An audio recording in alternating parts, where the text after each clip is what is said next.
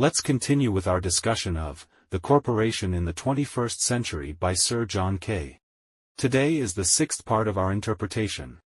Today's theme is how a company can harness its unique capabilities. There's a piece of deep wisdom about the modern world that rarely gets thoroughly discussed, and I believe this is where Sir John Kay's book offers its greatest value. That said, his explanation is not especially in-depth, so I'll expand on it here.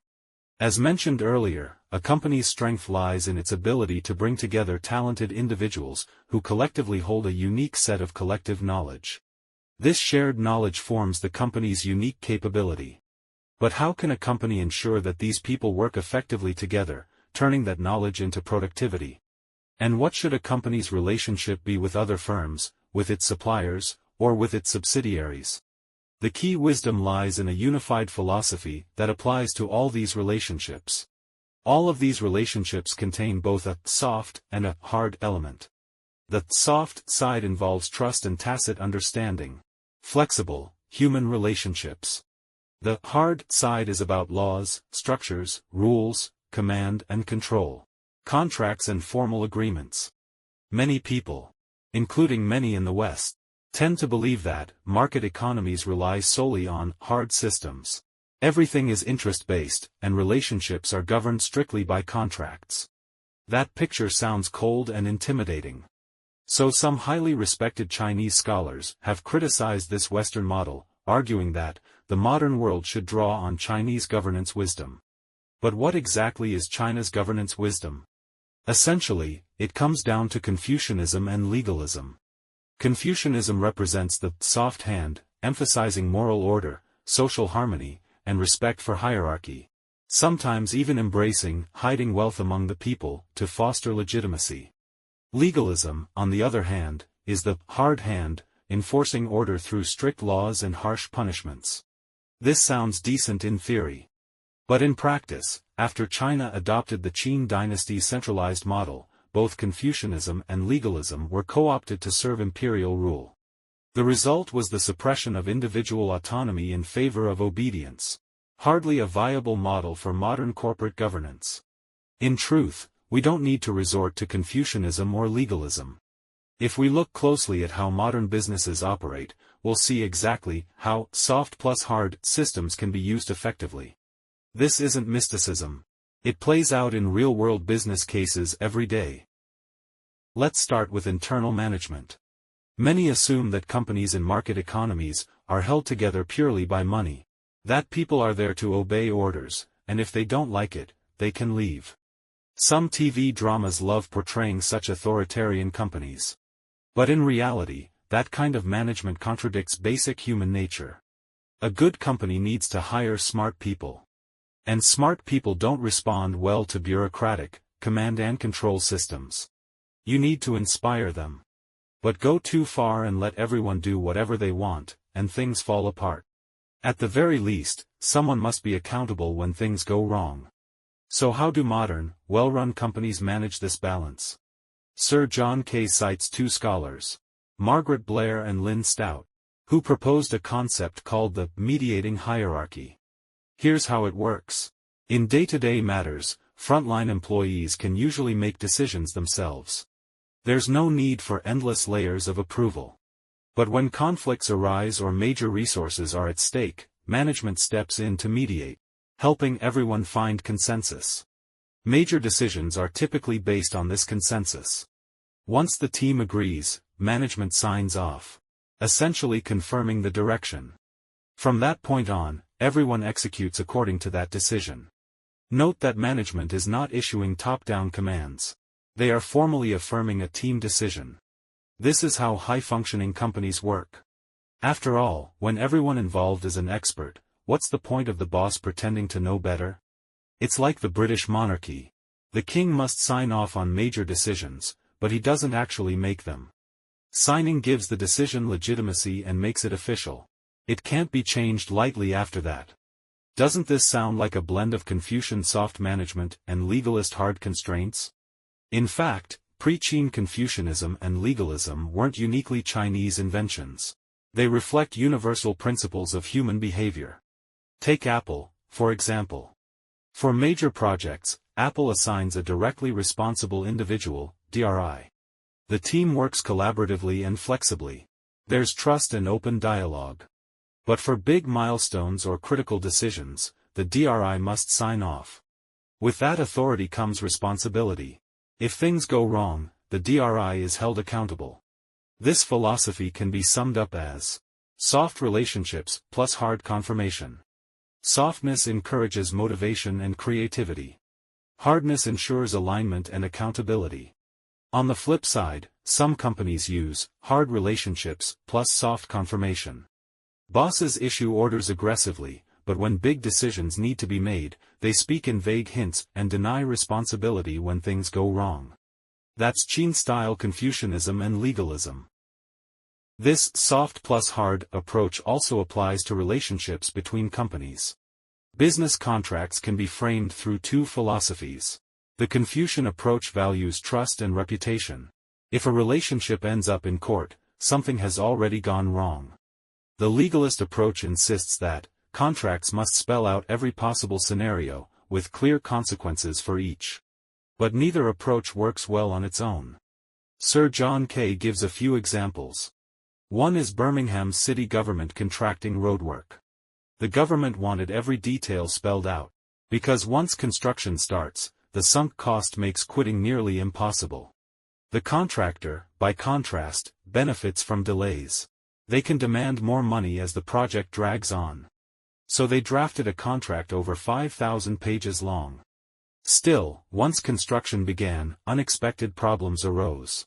Things no contract could cover. In the end, both sides had to negotiate solutions. Another example involves a British department store and a domestic clothing factory. They'd worked together for decades with no formal contract, just mutual trust.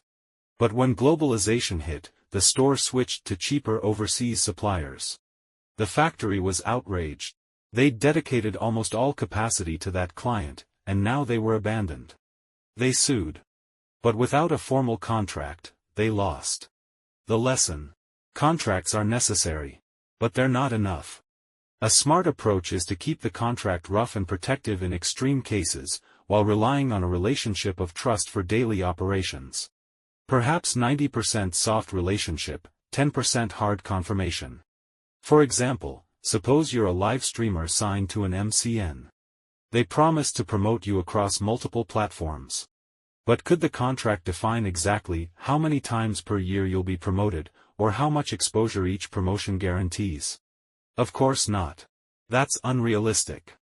These details are determined over time, through mutual cooperation, not legal battles. Business is more than contracts and profit. It's full of human nuance. Sir John Kay emphasizes the influence of Protestant ethics on Western business. Protestant culture values individual character and social trust. Data shows that regions with stronger Protestant roots tend to run businesses more efficiently. That said, religion isn't necessary. In southern China, supply chains run efficiently thanks to familial and social networks. If my shop runs out of materials, or your factory has a big order, we help each other. These deals often have no formal contracts. They're built on trust. The same logic applies to a large company's relationships with subsidiaries and suppliers. Soft first, hard second. In the early 20th century, Henry Ford tried to control everything, from mining raw materials to printing instruction manuals. Total control sounds great, but it's terribly inefficient. Ford's strength was car design and assembly. It made more sense to let a specialized parts supplier handle components. Why operate a printing factory just to make manuals? It's like a restaurant hiring its own delivery drivers instead of using a platform. It's a waste. Modern companies understand this. They focus on their strengths and outsource everything else.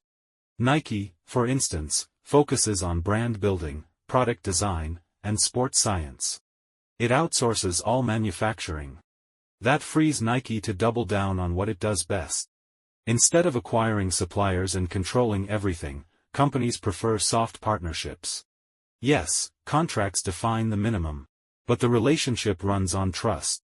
In China, this doesn't need to be about clans. Most SMEs describe a supply chain culture of support and empowerment.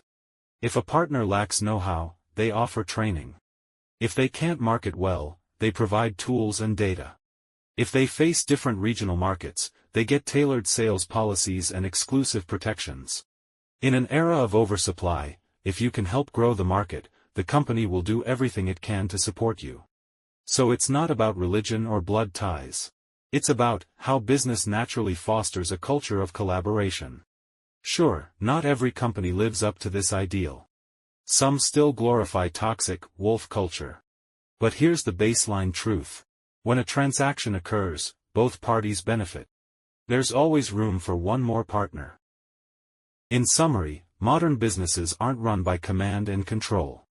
Interactions between companies, or between individuals, aren't just about cold self-interest. The true spirit of pre-Qin Confucianism and legalism shows up in today's business world. Not to serve the emperor, but to help people work together joyfully and effectively. Specifically, modern companies don't rely solely on strict hierarchies or rigid contracts. Don't hoard all control.